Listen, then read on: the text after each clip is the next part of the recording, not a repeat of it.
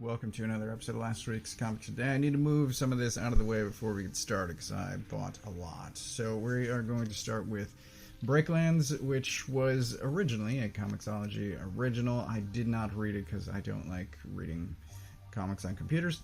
I didn't read it, this is years ago, but it was Justin Jordan of, I was just at the shelf, Spread and Luther Strode, and he's done a few other things. This has been published a couple of times, and I never grabbed it, and it was republished now, and so this time I grabbed it, because I've been curious for a long time. I have not read this, but I will talk about it once I have. I do think the coloring is kind of flat, so just flipping through it, it still looks good. But I have no idea what I'm in for, and there's a tease at the end of this for Season 2, which I don't know if that happened or not, but I have seen preview pages with this guy, and this guy is what convinced me. He's got a big speech. That's what convinced me to grab this. So I'm curious to jump into this. Also, there is a, what is this, Volume 3? 2? Volume 2 of Power Fantasy. This is out. And I frequently, basically every issue, say that this will read much better in trade form. I am switching over from single issues to trades, so in the future, probably 6, 7, 8 months from now, I will get Volume 3 and then read that in one chunk, and then I think have a better reading experience then on a monthly basis, at least with this title. And to my memory, that's not great. So, also, there's a new printing in hardcover of Akira, and Akira a few months ago was peed on by one of my cats, and so I threw out all 6 volumes. It sucked, but new printing. That's the word I was looking for. It is super crisp. It looks gorgeous. I believe all of it will be hardcover, so I'm going to grab these as they come out and replace my peed upon books. Now I need to move all of this stuff out of the way so that I can pull out this giant heavy hardcover of Once Upon a Time at the End of the World. I was surprised. So this was solicited months ago, and I chose not to sign up for it.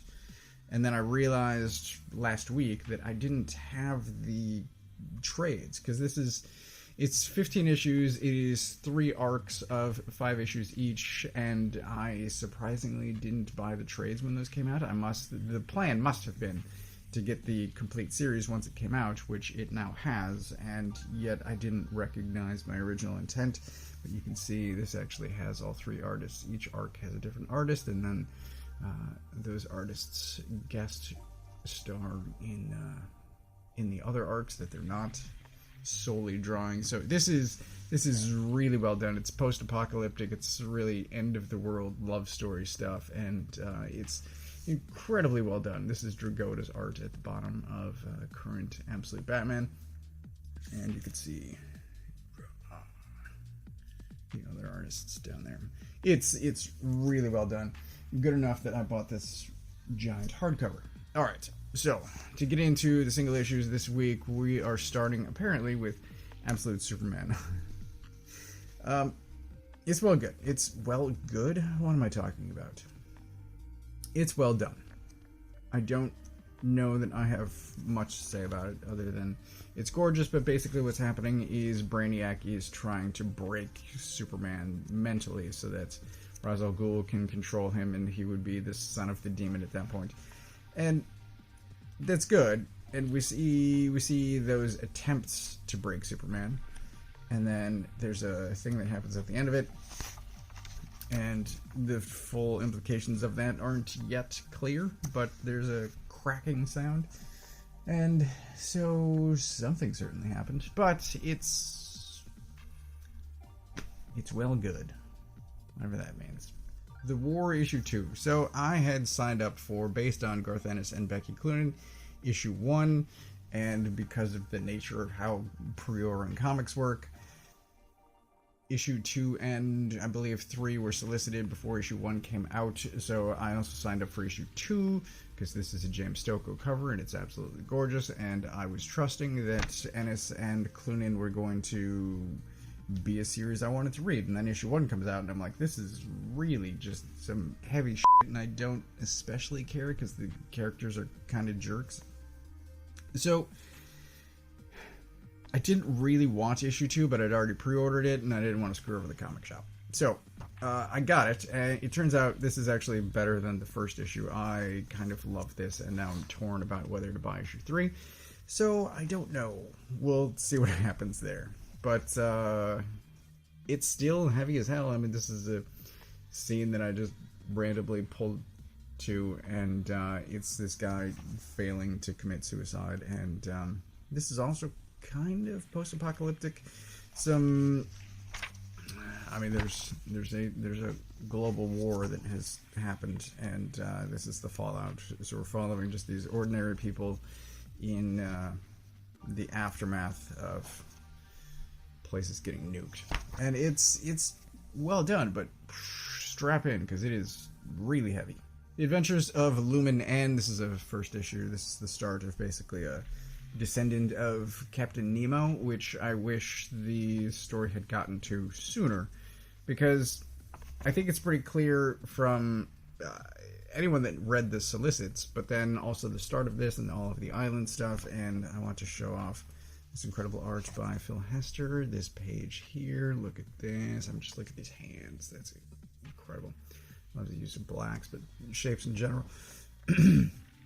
And for some reason, being a fan of Phil Hester, I chose not to buy the Phil Hester cover because I'm an idiot sometimes. But what I wish is we get this opening sequence with basically Nemo coming out of this steampunk sarcophagus thing. And then we cut to Lumen. And there's kind of a lot of repeated dialogue here. She's talking about being basically locked up and wanting to do more than she's allowed to do, but also all of the teaching, everything that she's being taught. And it's repeated, I think, more than it really needs to be. And then we get these guys show up. And I just wish that the book got to the point faster. A little bit less time of why is all this stuff happening, and just cut to steampunk mechs. Because as the audience, we know more than the main character at the start of this, and even by the end of this, we still know more than she does. So, just a little bit faster pace would have been appreciated, but I'm still going to buy future issues because it's James Robinson and Phil Hester, and I want to see where it goes. And I believe, I have faith, I will say, that the story will pick up. So by the end of this, things are definitely moving, and see where it goes. But I'm fully on board for more Phil Hester. Batman #1, this is the relaunch of Fraction and Jimenez. And I'm a fan of both of those two. And I had high hopes for this, and I won't be continuing. There's nothing in here that I find particularly compelling. There is plenty of stuff that I found weird. So this is continuing, this is basically prior to Hush 2. Ugh. But Gordon is now a beat cop, which that's highly questionable to me. You've put in your 20, just retire, find something else to do. Is this really the most effective use of your time is what I question. But this is largely a Killer Croc issue, and I don't know, man. None of this is particularly memorable. I read all of this stuff on Wednesday night, and I really have nothing to say about it. I don't like the new design for Croc. He's extra Doomsday teeth. I don't know, man. There's nothing about this that I found compelling. I definitely will not be continuing, and I wish that there were an extra word balloon here on the last page, because Robin calls Batman, and he's just like, hey, what's going on? And we get to this last page where Batman is on the radio, and he asks why, and Robin is silent, and there are cops in the background, and this guy on the ground with his hands up, and I'm like, I really have no idea what just happened. I have no idea what's happening, and a single line of dialogue, Robin responding in some way, would have been nice. And then there's this tease for what's going to come. And like, whatever, more power to whoever's going to continue reading, but it will not be me. Witcher, issue 3. I feel like it's been a while since issue 2, but that's fine. It's fine. It's all fine. So, Spurrier, green, art is incredible. We get some answers this issue. We get this, again, Doomsday kind of teeth, wolves. Got Witcher versus some wolves. We get some answers on a few different things because his traveling companions are not who they appear to be. And we get a little flashback stuff going on. This is another one of those that, like I said, I don't believe this has been published on a monthly basis, and it will read much better once it's collected. But there's the other kid, and that's the girl there in the foreground. And like, there's plenty of stuff that's happening, and mysteries get resolved, and it's great. Honestly, it's great. Phantom Road 15, this is the end of the third arc. There's an ad at the end of this that says it's continuing in 2026, which is great. Will return 2026. This is another title that I'm switching from single issues to trades, just because it will read much better for me in trade form. Basically what this issue is, and there's a lie told at the end of this, but the rest of the issue doesn't really help. I was confused.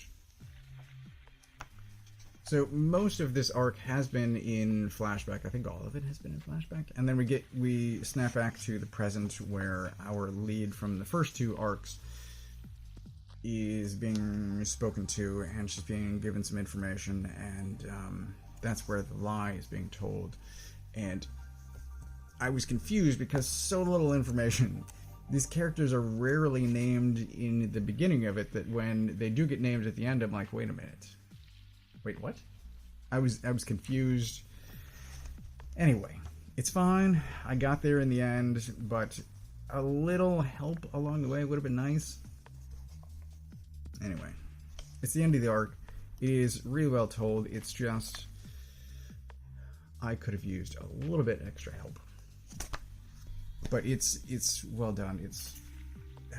I was about to say it's well told, even though the previous minute of me saying it's not well told. Anyway, I really enjoy it. Like I said, I'm switching over from single issues to trades on this, so that I will consume entire arcs in a sitting, in a weekend at least. But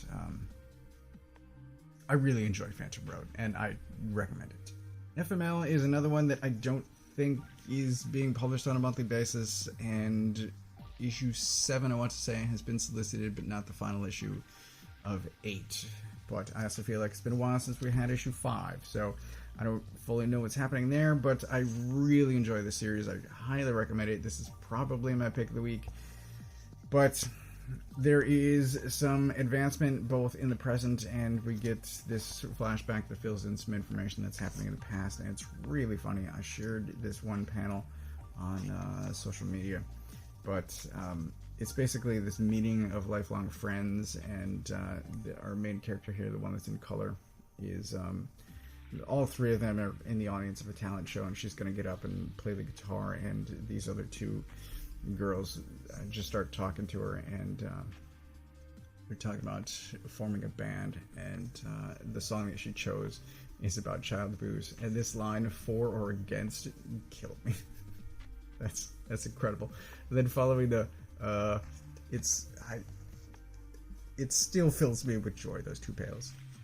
Anyway, this is incredibly well told, and I'm fully on board for this, and the main characters are in multiple binds, and there's one that they're not even aware of yet, and it's really well done. Art, the writing, coloring, every level of this is incredible, and I think she's going to be the one that actually resolves one of the problems, but it's phenomenal. I love this book. Wait for it if you haven't. See if your comic shop has issues 1 through 5, and grab those if they do. Otherwise, wait for the trade.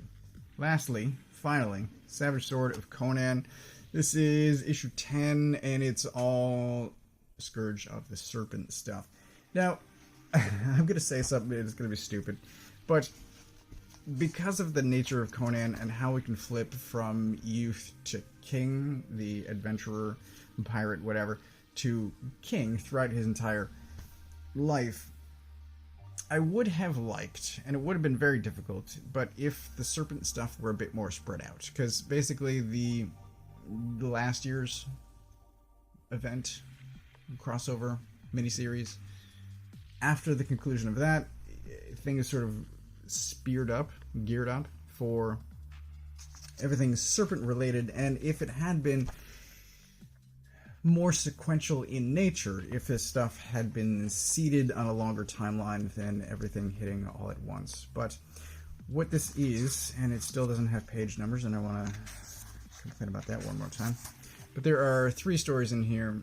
So Jim Zub, Doug Braithwaite, Zub again with Mike Ruth, and then Zub a third time with De La Torre, and then we get really, I love this, you know, really all of the pinups are great, but without page numbers, it's a pain in the ass. So there are 3 stories in here. I read the 2 shorter. I have not read, look at this, I have not finished the longer one yet, but I've started it, and there are some editor notes, and I am thankful for that, because it is related to stuff that has happened in the main Conan title.